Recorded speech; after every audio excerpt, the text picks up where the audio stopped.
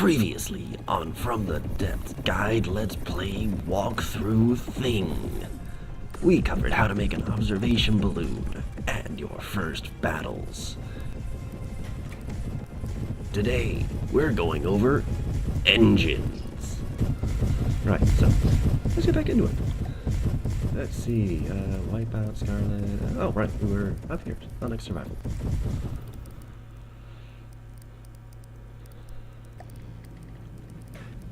So, we did our first battle, our observation balloon.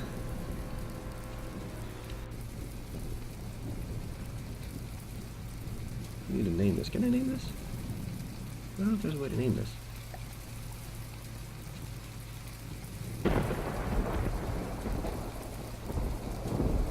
Hold shift to add to selection. No, it doesn't appear there's a way to name this. Darn. Well, I am going to find this. How do I find this? Well, the easiest way, warp to. There it is. I'm going to find this, and I'm going to increase my observation area. I want to see more of the map. For those that don't understand what observation area means. Hopefully most of you do.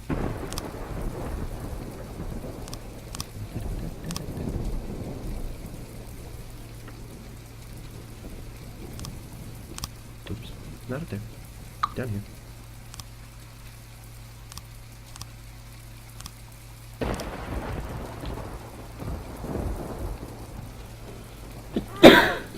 I am still sick. Sadly. Nice. I can see more of the area. I can see all the way up to their base, and I can see this guy out here doing this little patrol. That'll work. Excuse me. As I said, I am still sick. So, I can see plenty of area now. I can even see this guy making his little patrol. Might go after him a bit.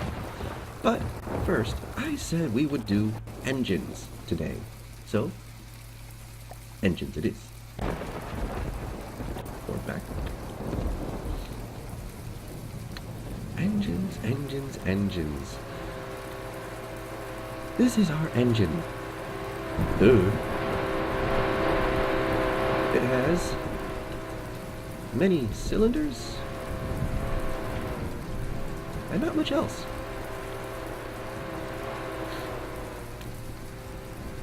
It's not a very efficient engine. It's not a very good engine. Well, nothing that you're given at the start is going to be very good. But first, a note. You cannot simply say, if you want to replace this, you cannot simply, take all these out and do nothing. There will be a problem. There will be a problem with it.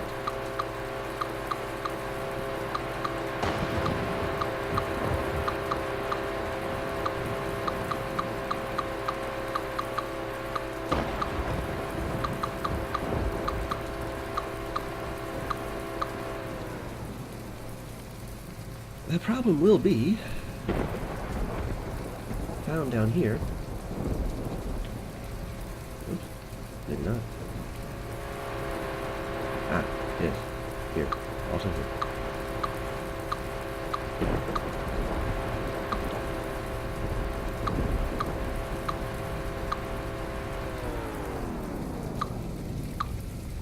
The engine is now off.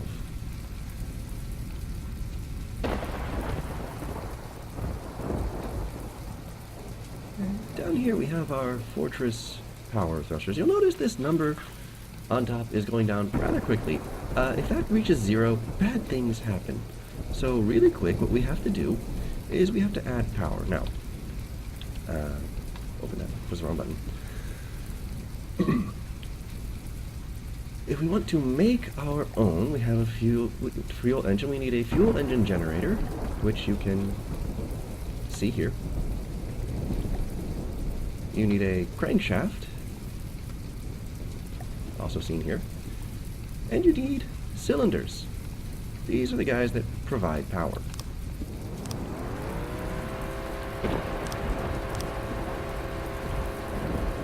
You'll notice I have very little power now, but you can hear the engine. That is because I need something else. I either need carburetors or injectors to increase power. Now, every carburetor will add 100 power per cylinder that is attached to it. I have 2 cylinders attached to this carburetor, so I get 200 power.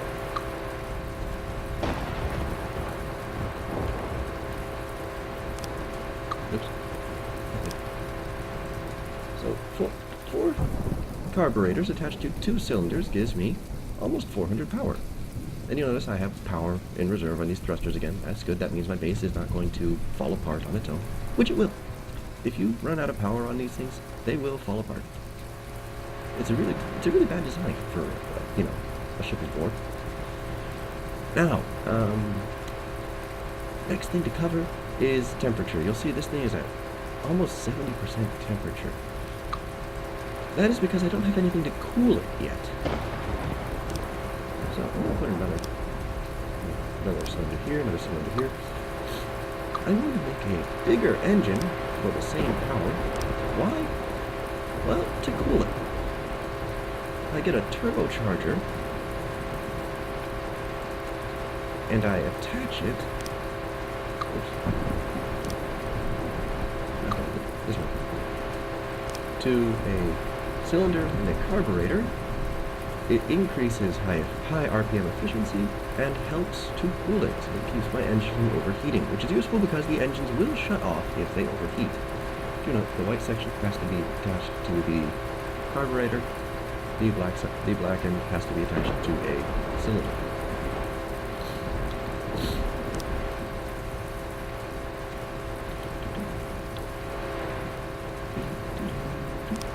See, that one's already overheated. My power is at 200 now. Whereas now, the temperature is falling drastically. That one's holding at 13%. So it comes back down.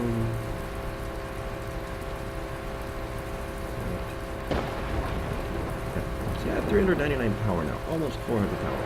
Why am I losing power? Well, the engine uses power to cool itself. So, yeah. We're going to do that one more time here.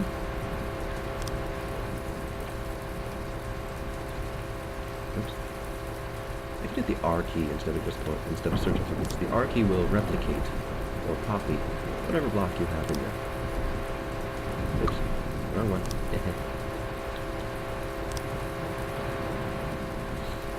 So now I have 600 power almost. I'm going to add some superchargers. Superchargers increase low RPM efficiency, meaning I use less fuel when the engine isn't working quite so hard. But what if I don't want to use turbochargers? What if I don't want turbochargers? Well, this is just going to be our back operations. We'll go over what you don't want to use turbochargers all the time. Over here, I have a second engine here. You notice that either side of this are these little guys. They're adapters. They allow cylinders to be put over here, facing the same direction.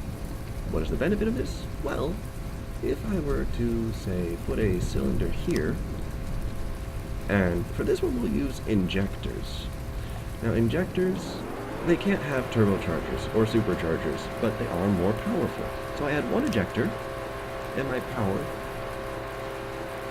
Can I connect it? Not connected. Need to connect the cylinder. Oops. Jumps up 200 per ejector, but per injector. See? I'm at almost at that level. Of course, the problem is that it overheats very, very quickly. So if I want that, what do I have to do? I need to cool it. How? Well, exhaust. Exhaust vents the gases away from the cylinders, allowing better, cooler cylinder performance. Heat reduces power output, and if the cylinder gets too hot, it will shut off. Actually, you know what? I'm going to put my injectors over here. Get rid of this, get rid of this, get rid of this, get rid of this. We'll keep this one being the experimental engine. I'm gonna make that one the bigger engine. Oh, of course it's gonna be a bigger engine. I'm gonna make the bigger engine the go-to engine. So we're gonna come over here. We're going to go to our injectors. Add an injector here, add an injector here, add an injector here, injector here, injector here, injector here. Now, to cool it off, I need some pipes. We're just gonna go with straight pipes.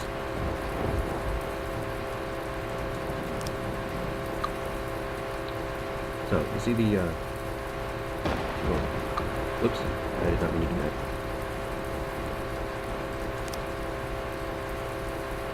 Why does that happen? Dual engines, exhaust, straight pipe. So you'll see this green end here. The green square on this, that's the end that has to connect. So I put that here. I put that here. And here. And here. And here. And I do that again over here.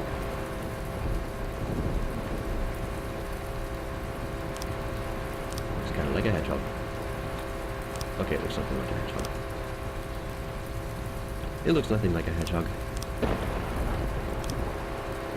And just being crazy. The other thing you have to do with these is you have to cool them down with radiators. Radiator. Well, I could get a large radiator, but that doesn't actually fit in here. So I need a small radiator. I'm gonna put it here. The radiator, one radiator at least, must attach to the crankshaft. Now, the good thing about small radiators is they can attach to the sides. So I can do this. I can make a long line of radiators. I can even flip them. This would be a lot better if I was in mirror mode, wouldn't it? Yeah, this would be mirror mode. I can even flip them and bring them all the way down to here. And fill in all these unused gaps.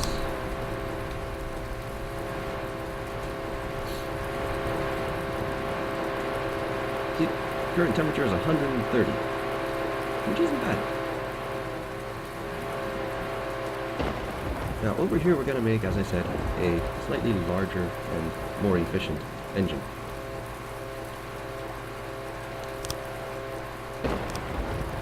Now, I have 4 cylinders here. What happens if I put one carburetor between them? I get almost 400 power. Now do note that this is not very fuel efficient. This will use up more fuel, but I will get more power. Whereas a design like this, I won't get as much fuel. I won't get as much power, but I won't use quite so much fuel either. Then there is this design.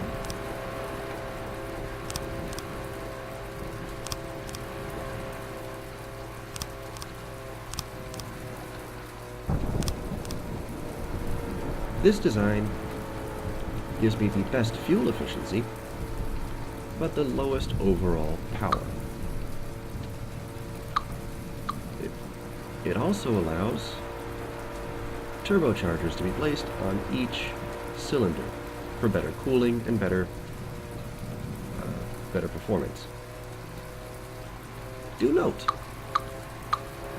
one nice thing about this particular method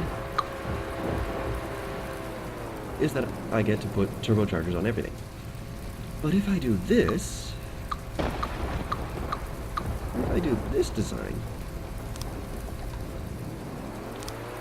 do one, skip one, do one, skip one.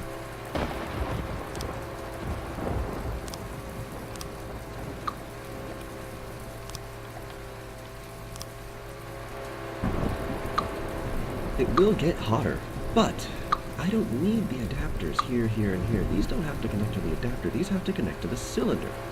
So down here, if I want to,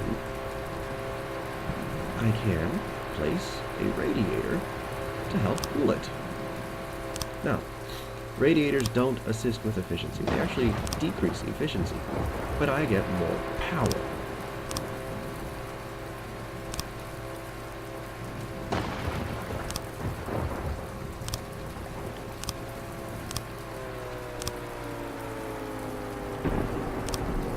See? 3,000 power.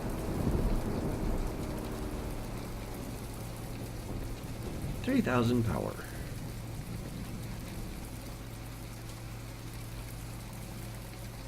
With these guys running. Almost 99, almost 100%.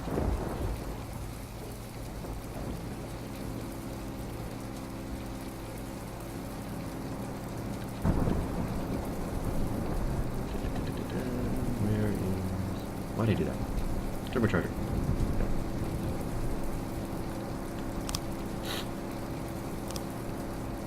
Oops. Backwards again. I always get these names backwards. Every time they're backwards.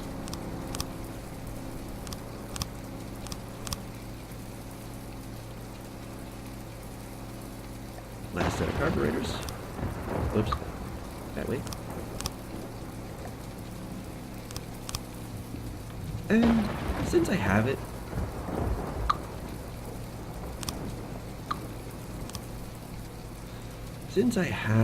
like this, I'm going to go ahead, I'm going to add some superchargers on the end here.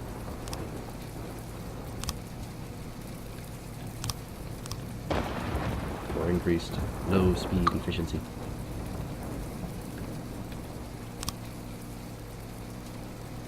It ain't pretty, but I get almost 4,000 power from it, which is nice. It means I can increase my resource gatherers again. Do note, you have to check your resource bins very often, because if you cap like I have with metal, you notice I'm not getting any more metal. So I have to add metal resource storage. Anything else I need to add? 160,000 metal available. I'm almost done with crystal. I've almost capped my crystal, so I'm going to add another crystal storage. Crystal storage is nice. You can just shove it anywhere. It's really small. Scrap, 50%. Natural. Okay. So yeah, you do have to keep adding into these. I'm not going to have to add too many because, well, I'm not keeping this fortress. This is this fortress I'm starting with. It's not the fortress I'm going to keep. We're going to build a better one later. But before that, we have to be ready for fights. We have our missiles here. We have some guns here. But it's not enough. What if somebody gets in close? I said that these missiles do not hit anything close in. I need something that I can use if they get close. So, we'll go ahead, we'll build a close-in missile system.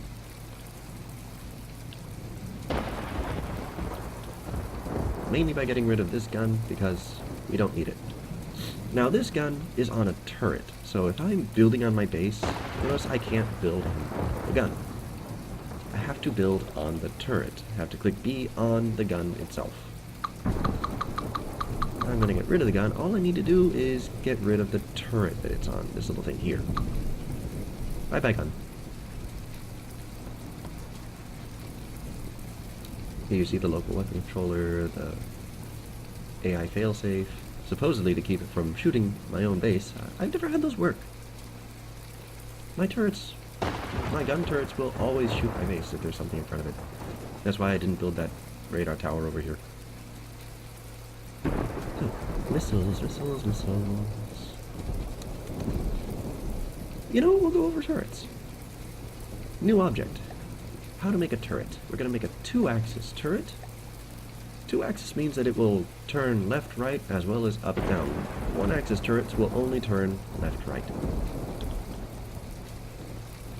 We place that here. On top of that, we place... I'm tired this morning. Actually, on top of that, we place the 6-way connectors. Here. Then we place a missile controller facing this way, because remember that the missiles have to attach from the side.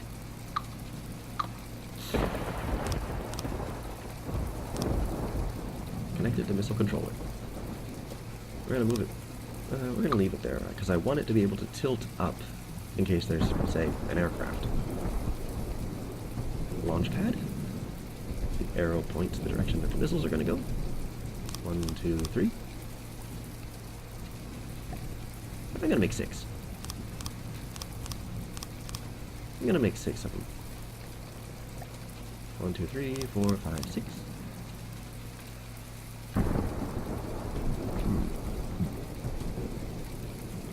If I'm making 6, I should go this way. So that I can add my ejectors. I can't add ejectors here. How can I add ejectors? See, if I put ejectors on it... ejector. If I put an ejector on it here, it's in the way. So, 6 will not work, but I can do 5. Oh, there's a way to do 6. I'm just too tired to think of it right now.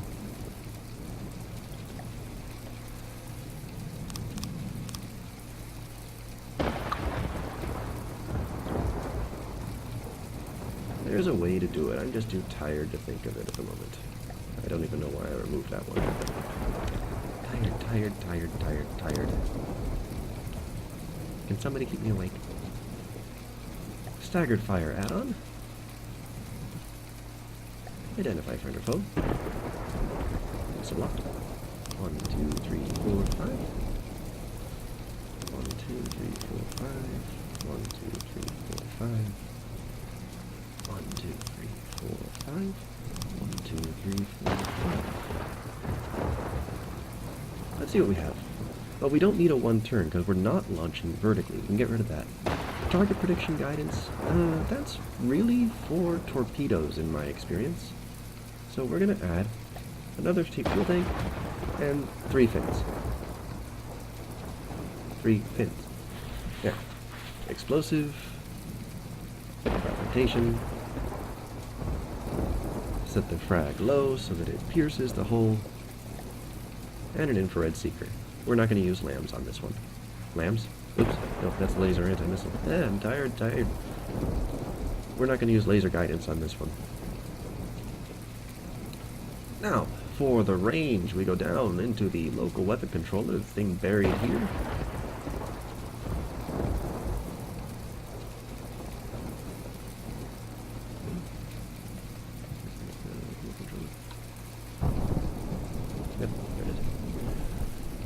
Minimum range to engage? We don't really need one. It's launching horizontally.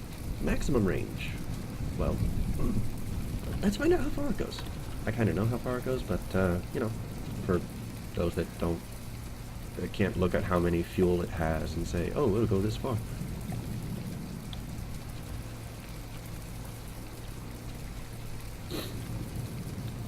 Oh, right. You'll notice the turret isn't moving where I'm moving it. That's because I set the weapons to the weapon slot, but I did not set the turret to a slot.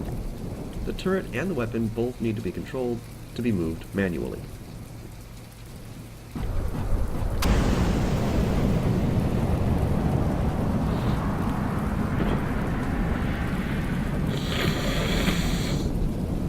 I hate being sick.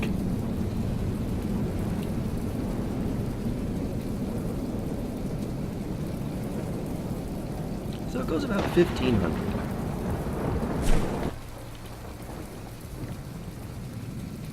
That's about what you want the range set to for the local weapon controller.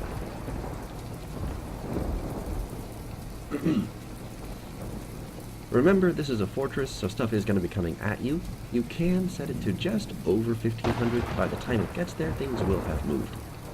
Minimum altitude, again, these are missiles. You don't want them going after a sub, but there are boats that have a center of mass that is at below sea level.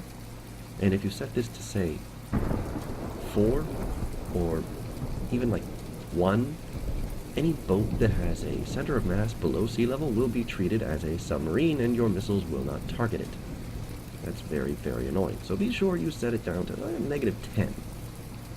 Especially against Onyx Watch. They have a lot of stuff with very, very deep centers of mass. Maximum altitude, and maximum speed. Screw it. So that's what I want. That's what I want for my close-in missile system. There you go. That's how you make a turret. That's how you make close-in missiles.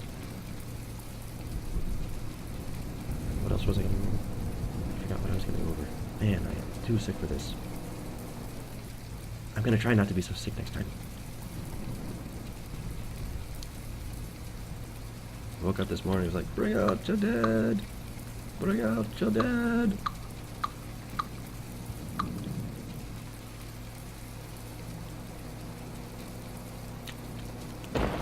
Right, I remember what I was going to do. I remember. I was going to start building the other fortress. F3, because if I move it to here, this block will stay over here.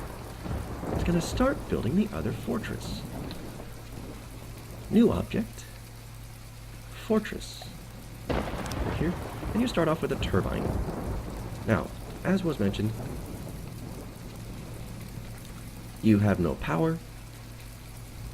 And this needs power. If this power reaches 0, it will, well, it'll blow up.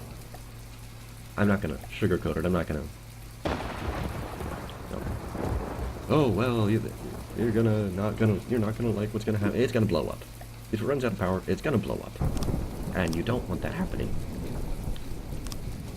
That's how, yeah.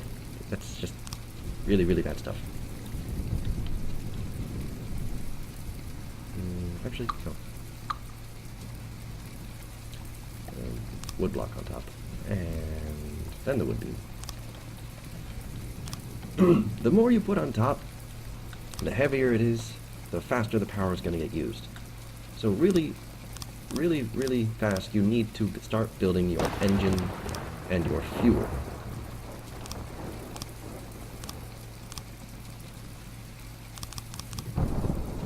So, that's that. Take a look down here. You can see that it is losing power much more rapidly. Oh, great, now I'm coughing. We need processed resources. We need a fuel storage tank. Now, you're not going to need a big one, because it's just one tiny little thing. I'm just going to put in 4 here. And of course, that has weight, so it's going to be going down even faster now. Before anything else, we're going to go over here to Fortress. We're going to have it take from the fishing hole. And of course, then we have to go to the fishing hole. We're going to have it give to the fortress. Now, the fuel that I need will be given to this fortress. It will have fuel, which is useful, because that means that when I put the engine on, the engine will run. And, you know, a working engine is always good. Fuel engine generator. Actually, this time I'm going to make a vertical engine for no particular reason. So we tilt the engine up, we put a crankshaft on top of it. Not connected. Why is it not connected? I said it was connected. Okay. When this happens, it usually means that your engine is backwards. So flip the engine around. Then put the crankshaft on top. Crankshaft is connected. Woo! I figured it out! Alright, so what do I want? Well, first I want a cylinder. And one fun thing that you can do with a vertical engine is you can put cylinders on all sides of the crankshaft.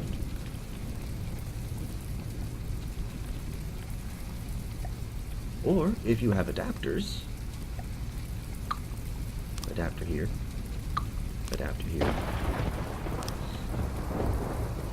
you can put them on all sides of the crankshaft and adapter.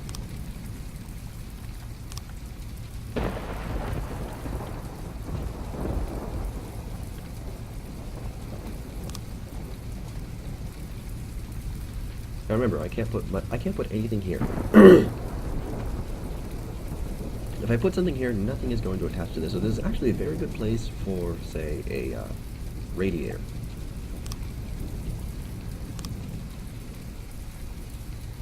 Now I want my carburetors because I want my fortress to be fuel efficient.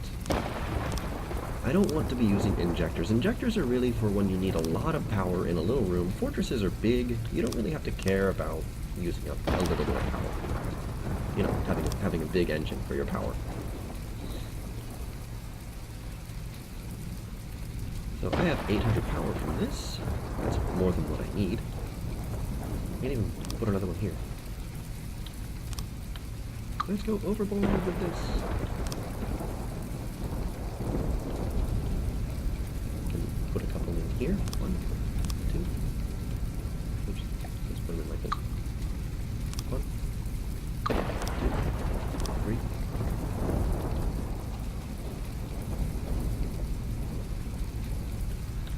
I should be using mirror mode. Why am I not using mirror mode today?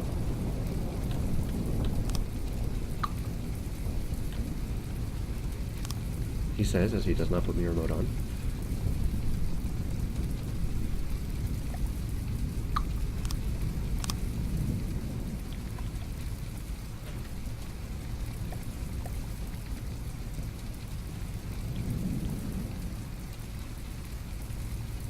Gonna put in one more set of adapters. One more set of cylinders.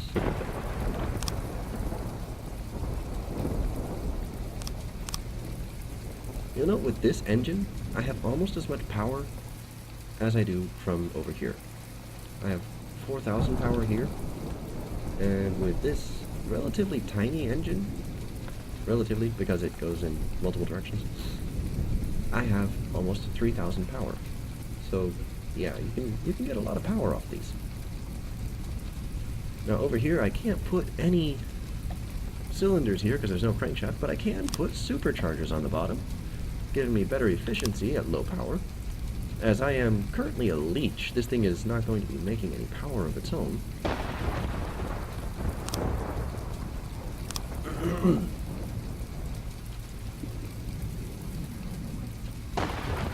I should at the very least try to be efficient with what I am taking from the other base.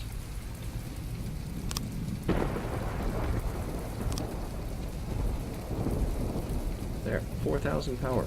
I actually have more power now than I do with the other one.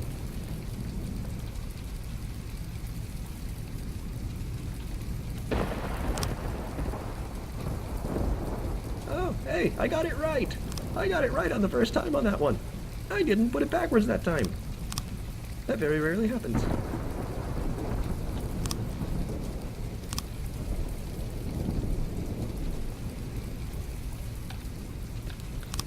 I'm trying to be quiet. Because along with being sick, I still have people sleeping in this house. So, yeah, I'm trying to be a little bit on the quiet side.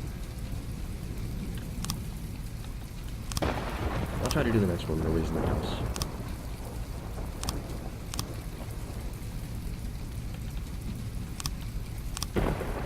There we go. There is a very large engine producing a lot of power, more power than I have over here, for less room, I think.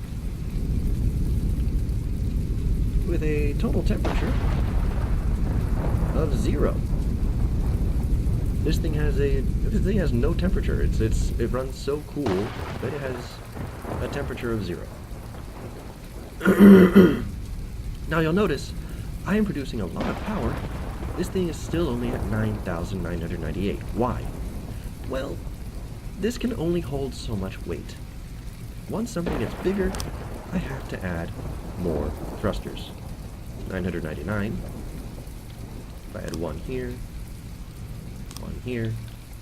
and 2 here, 10,000. Now this is far more than I need.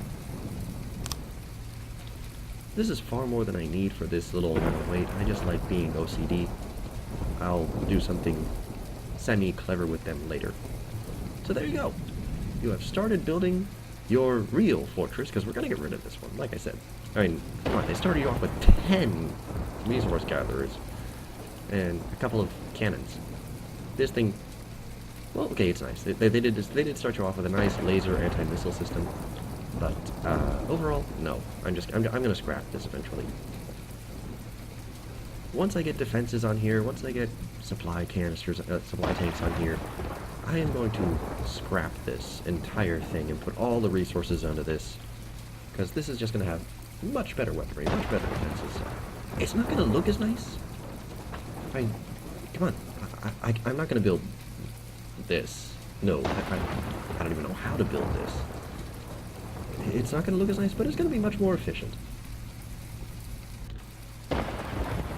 Also, next time, we're going to start attacking people, because, let's face it, you didn't come here to listen to me jabber on for 30 minutes. You came here to see stuff blow up. I don't have time for that this morning. But next time, we're going to blow some stuff up.